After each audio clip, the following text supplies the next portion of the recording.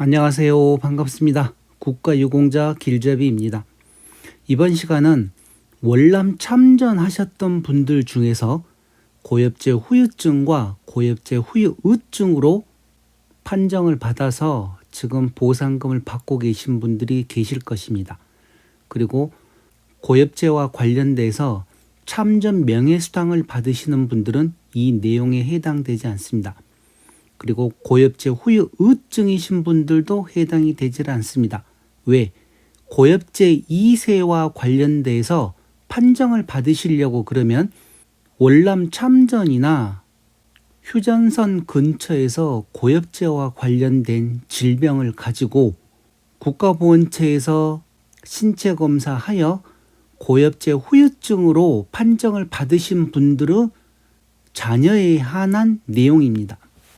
자, 더 간단하게 얘기하게 되면 고엽제 후유증으로 해서 지금 보상금을 받고 계시는데 그분들의 자녀, 그러니까 아들이나 딸 중에서 척추 이분증이나 말초 신경병, 그리고 하지마비 척추 병변이라고 있습니다. 지금 얘기한 이 척추 이분증, 하지마비 척추 병변, 그리고 말초 신경병은 고엽제 후유증 2세 환자의 장애 등급과 관련된 질병입니다. 자, 그러니 지금 월남 참전하셨던 분들 중에서 고엽제 후유증으로 7급이나 6급, 5급, 3급, 그리고 1급까지 급수를 받고 계시는 분들은 고엽제 후유증이신 분들입니다.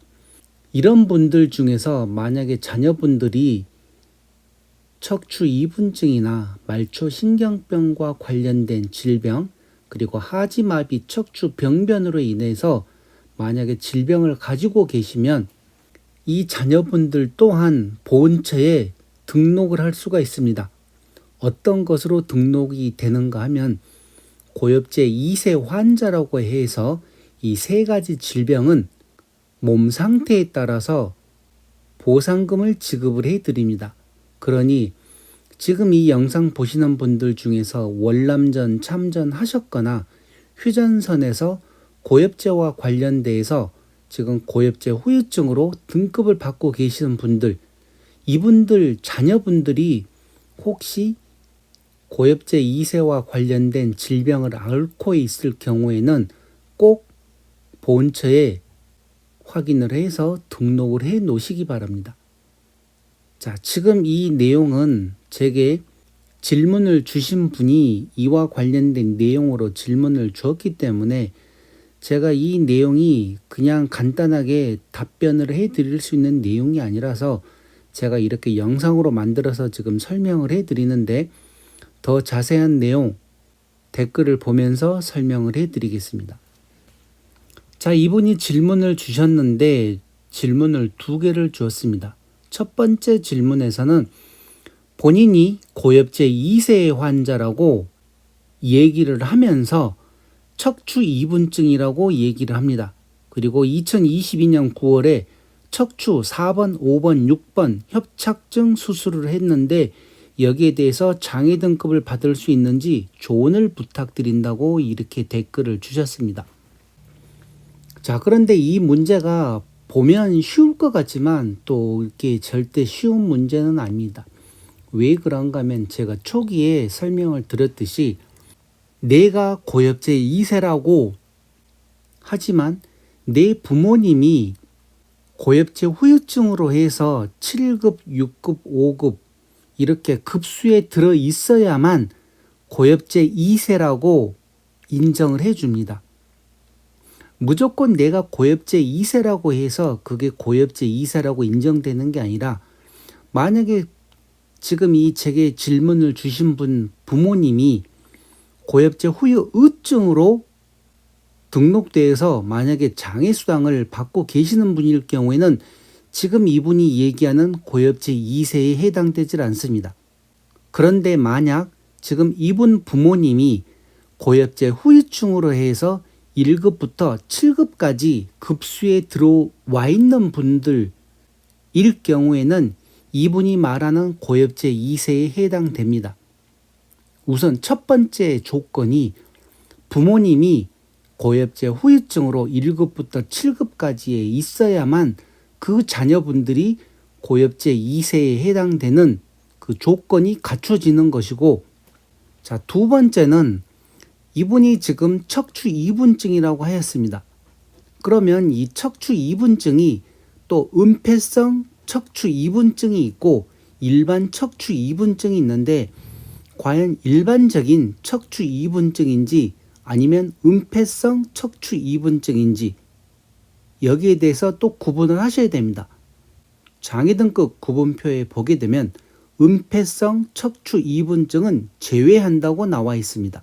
그렇기 때문에 만약에 척추 이분증이지만 이게 은폐성 척추 이분증이다 그러면 또 해당 사항이 되질 않습니다.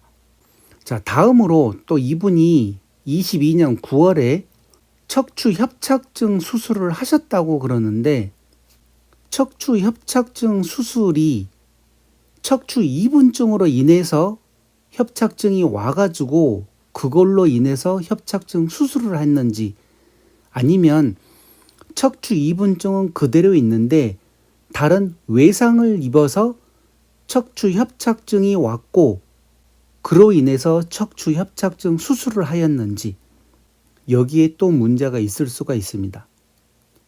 아니면 척추 협착증이 그냥 자연적인 나이를 먹어가면서 생기는 노화로 인한 척추 협착증 수술을 한 것인지. 자, 왜 제가 이런 얘기를 드리는가 하면, 먼저 척추 이분증이 고엽제 2세에 해당되는 내용인지를 먼저 보험체에 등록을 해놓고 그 다음에 척추 이분증으로 인한 척추 협착증 수술을 했다 그러면 척추 협착증 수술로 인해서 이제 이 다음번부터 장애가 올 것입니다. 그러면 그 장애에 해당되는 보상금을 받을 수가 있는데, 척추 이분증은 별개고 척추 협착증 수술은 뭐 외상이나 다른 노화에 의해서 수술을 했다 그럴 경우에는 보상금과 관련되지 않다 그렇게 판정을 내릴 수가 있기 때문에 제가 이런 얘기를 드리는 것입니다. 자, 그러면 더 상세한 내용은 제가 뭐 의사도 아니고 보훈처 직원도 아니고 보훈심사위원회 위원들도 아니기 때문에 정확하게 뭐라고 얘기를 못 드리지만, 이 지금 질문 내용을 가지고 제가 이렇게 추론을 했었을 때 아마 복잡한 내용들이 너무나 많습니다. 이분 같은 경우에는. 그래서 제가 지금 이렇게 여러 가지 예를 들어서 설명을 드렸었는데 거기에 정확하게 다 해당이 된다 그러면 척추 협착증 수술을 했었지만 본인 몸에 있는 척추 이분증을 먼저 보험체에 등록을 하고 척추 이분증으로 인해서 척추 협착증이 왔고 그걸로 인해서 수술을 했는데, 거기에 대한 예를 들어 후유 장애가 지금 당장은 없어서 보상금이 없다 하더라도 이미 수술을 한 상태고 또 나중에 시일이 경과하면 자꾸 후유 장애는 나타날 수가 있습니다. 그래서 지금 당장 수술을 했기 때문에 급수에는 들어오지 않는다 하더라도, 그러니까 급수라고 해봐야 경도장애, 중등도장애, 고도장애에 해당됩니다. 고엽제 2세와 관련돼서는. 그렇지만 자꾸 나이를 드실수록 후유장애는 늘어나기 때문에 이 내용 꼭 참고하시고, 만약에 지금 당장 장애 구분 판정을 받지 못하더라도 나중에 시일이 흘러서 또 장애 등급을 판정받으실 수 있기 때문에 이와 관련된 내용 계속 공부를 하셔야 됩니다. 자, 그러면 고엽제 후유증 2세 환자의 장애 등급 구분 및 구분표에 대한 내용을 설명을 해드리겠습니다. 이 내용은 2020년 1월 7일 날 개정된 내용이었습니다. 자, 여기 보시게 되면 고엽제 후유증 2세 환자의 장애 등급 구분표가 나옵니다. 고도장애, 중등도장애, 경도장애라고 나와 있고, 이 질병명으로 보시게 되면 척추 이분증과 하지마비 척추병변은 같은 질병으로 보고 같은 장애 등급 구분표를 사용합니다. 그리고 이 아래 보시게 되면 말초신경병으로 또 별도의 질병명이 있습니다. 이렇게 해서 총 3가지 질병명이 고엽제 후유증 2세 환자와 관련된 장애 등급 구분표입니다. 자, 먼저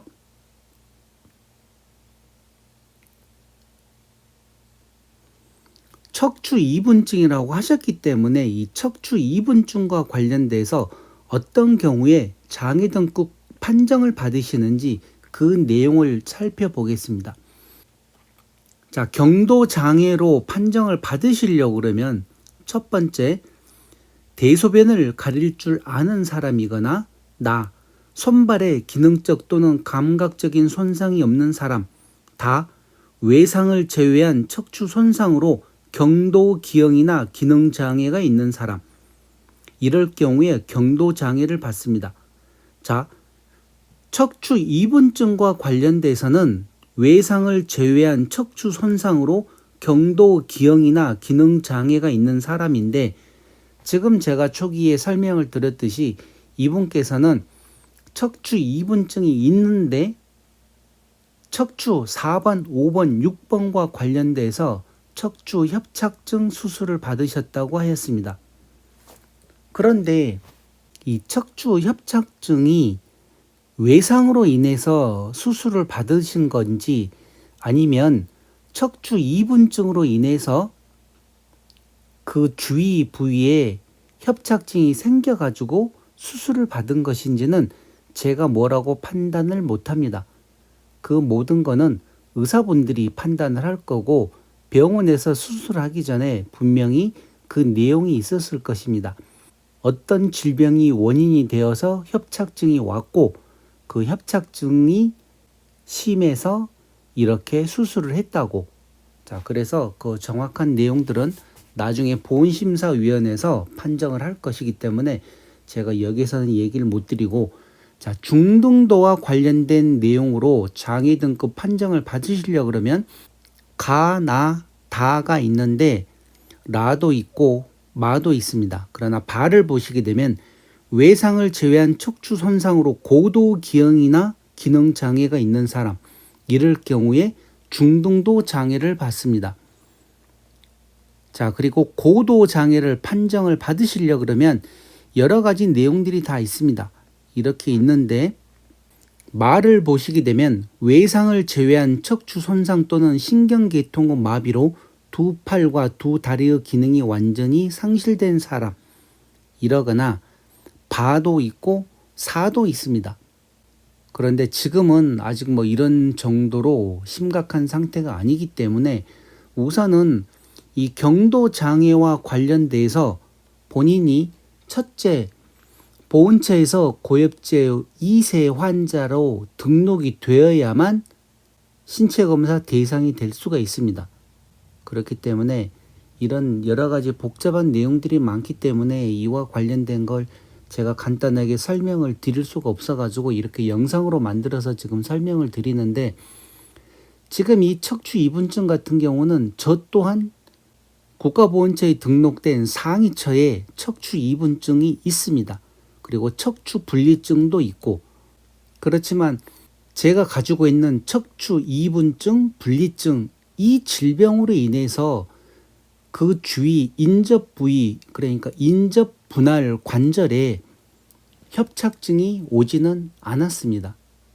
그대로 지금 척추 이분 분리증은 가지고 있는데, 그런데 지금 제게 이 질문을 주신 분은 척추 분리증이 있는데 4번, 5번, 6번 관절에 협착증 수술을 하셨다고, 그래서 그러니까 어떤 이유로 이렇게 수술을 하셨는지 그 내용 또한 궁금하고 해서 이렇게 영상으로 지금 만들어서 드렸는데, 더 상세한 내용은 국가보훈처에 우선 등록을 한번 해 보시기 바랍니다.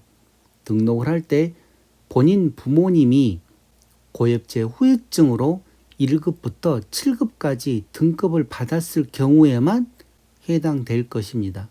그러니 더 상세한 내용은 국가보훈처로 확인을 해 보시기 바랍니다. 자, 그리고 추가로 지금 고엽제 후유증으로 1급부터 7급까지 등급을 받고 계시는 분들 중에서 자녀분들이 이와 관련된 말초신경병을 갖고 계시는 분들이 적지 않아 있을 수가 있습니다. 왜 그런가 하면 고엽제와 관련된 질병은 2세에게 유전이 되어서 이와 관련된 말초신경병도 갖고 있을 수가 있기 때문에 혹시 자녀분들 중에서 이와 관련된 질병을 가지고 있다 그러면 꼭 국가보건처에 고엽제 2세 환자로 등록을 한번 해 보시기 바랍니다. 자, 말초신경병 중에서 경도장애에 해당되는 사람은 가, 두 손 또는 두 발에 경미한 근 위축 및 근약증이 있는 사람, 나, 신경계통의 장애로 취업 시 부분적 제한을 받는 사람, 다, 신경 손상으로 손바닥이 마비된 사람, 라, 국소 부위에 완고한 신경 증상이 있는 사람, 가장 약한 경도 장애에 해당되는 내용입니다. 그리고 이제 여기에 대해서 조금씩 더 심각해질 경우에는 중등도 장애와 고도 장애에 대한 등급 판정을 받으실 수가 있는데 우선은 이와 관련된 질병이 있다 그러면 말초신경병으로 국가보건처에 등록을 하시는 게 우선입니다. 자, 이렇게 해서 이번 시간 고엽제 2세 환자라고 하시는 분이 척추 이분증으로 장애 등급과 관련해서 판정을 받으실 수 있는지 거기에 대한 질문에 대한 제가 이렇게 답변으로 영상을 만들어 드렸습니다. 그리고 꼭 이분 말고도 고엽제 후유증으로 1급부터 7급까지 받고 계시는 분들 중에서 자녀분들도 척추 이분증이나 하지마비 척추병변이나 아니면 말초신경병과 관련된 질병을 앓고 있을 경우에는 국가보건처에 등록을 해서 여러 가지 혜택을 받으시기를 바랍니다. 자, 그럼 이번 영상은 이것으로 마치겠습니다. 지금까지 국가유공자 길잡이였습니다. 감사합니다.